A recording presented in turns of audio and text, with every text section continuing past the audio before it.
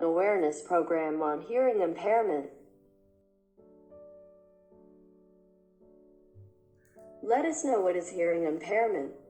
Hearing impairment or hearing loss occurs when you lose part or all of your ability to hear.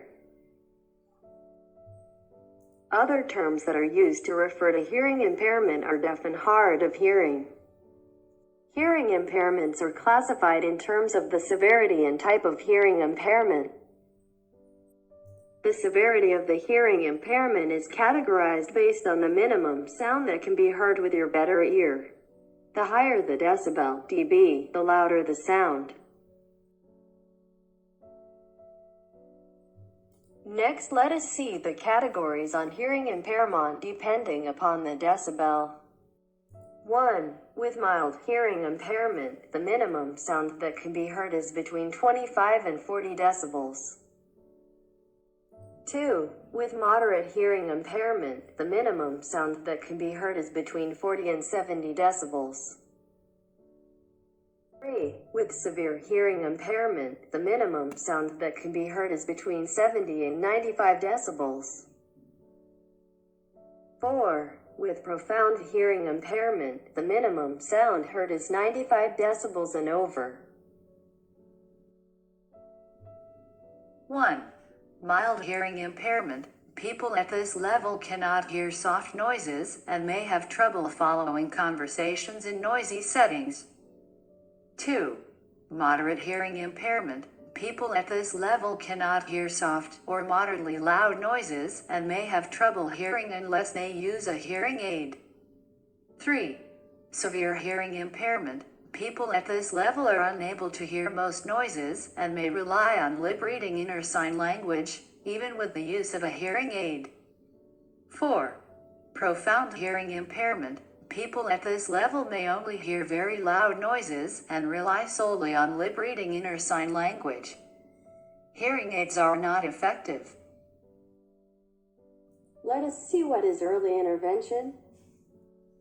Early intervention means identifying and providing effective early support to children and young people who are at risk of poor outcomes.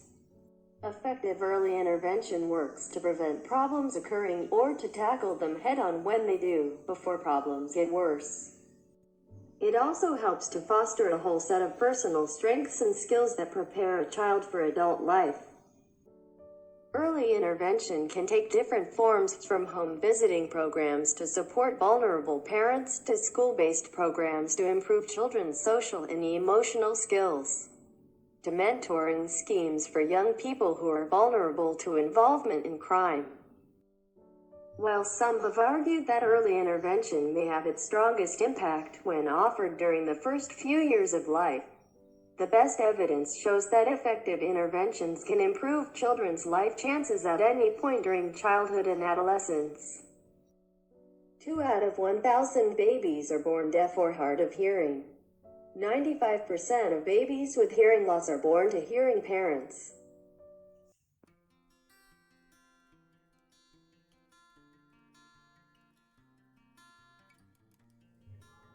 Let us know how to investigate a deaf child.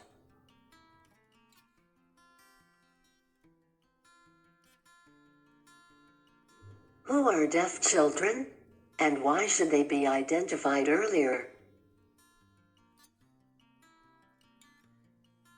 Children with profound greater than 90 decibels hearing loss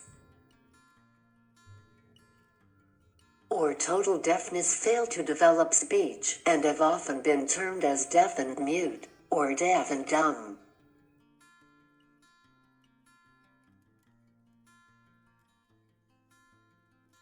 However, these children have no defect in their speech-producing apparatus. The main defect is deafness. They have never heard speech and therefore do not develop it. In lesser degrees of hearing loss, speech does develop, but it is defective. The period from birth to 5 years of life is critical for the development of speech and language. Therefore, there is a need for early identification and of hearing loss, and early rehabilitation in infants and children. It was observed that children whose hearing loss was observed and managed before 6 months of age had higher scores of vocabulary, better expressive and comprehensive language skills than those diagnosed and managed after 6 months of age, emphasizing the importance of early identification and treatment. Assessment of auditory function in neonates, infants and children demands special techniques. A. Screening procedures. They are employed to test hearing in high-risk infants and are based on infants' behavioral response to the sound signal. Arousal test. A high-frequency narrow-band noise is presented for 2 seconds to the infant when he is in light sleep. A normal hearing infant can be aroused twice when 3 such stimuli are presented to him. Auditory response cradle is a screening device for newborns, where baby is placed in a cradle and his behavior, including trunk and limb movement, head jerk and respiration in response to auditory stimulation, are monitored by transducers. It can screen babies with moderate, severe or profound hearing loss. B. Behavior observation audiometry. Auditory signal presented to an infant produces a change in behavior, in other words alerting, cessation of an activity, widening of eyes or facial grimacing. Moro's reflex is one of them and consists of sudden movement of limbs and extension of head in response to sound of 80 to 90 decibels. In cochlea-palpebral reflex, the child responds by a blink to a loud sound. In cessation reflex, an infant stops activity or starts crying in response to a sound of 90 decibel. C. Distraction techniques. Are used in children 6 to 7 months old. The child at this age turns his head to locate the source of sound. In this test, the child is seated in his mother's lap, and assistant distracts the child's attention while the examiner produces a sound from behind or from another side to see if the child tries to locate it. D. Conditioning techniques. Examples of this technique include play audiometry.